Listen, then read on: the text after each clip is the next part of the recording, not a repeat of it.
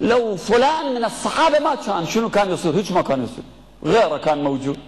لكن لو علي ما كان موجود، النبي من أول يوم كان يقتل، من أول يوم.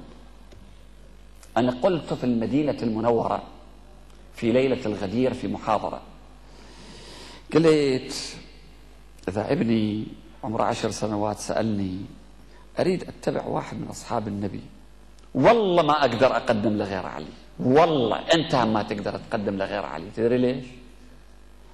لأن علي عمره 10 سنوات ويا النبي ويدافع عن النبي، مو بس وياه ويؤمن به، مو بس يؤمن به. سواء كان الجماعة مع الأسف يتحركون بأحقاد بني أمية، وهذا الدين اللي عندهم دين أبو سفيان، مو دين صحابة رسول الله، حتى دين أبو سفيان، دين حقد، دين بغض، دين إنكار الحقيقة، دين مخالفة الحق.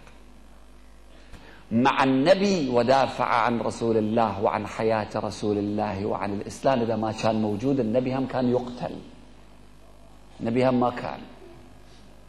في ليلة الهجرة، في ليلة المبيت، لولا أن الإمام علي نام في مكان رسول الله لوصلوا إلى رسول الله وقتلوا رسول الله.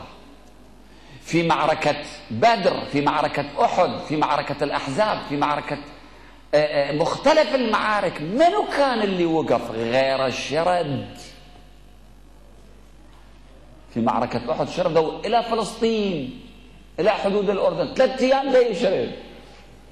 اليوم اللي رجع النبي قال لقد ذهبت بها عريضة. أنا أقدر أقول لابني عمره 10 سنوات اتبع فلان، اعبد الصنم حتى يمل الصنم منك وتمل من الصنم أواخر عمرك يوم اللي شيبت تعال قول لا إله إلا الله. البطل يتبعوه مو الجبان. أقول له لابني تعال اتبع فلان، شنو هذا؟ والله في كل حرب يشرد.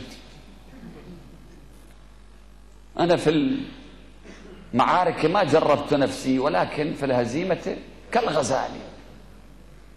أقدر أقول؟ ما أقدر أقول البطل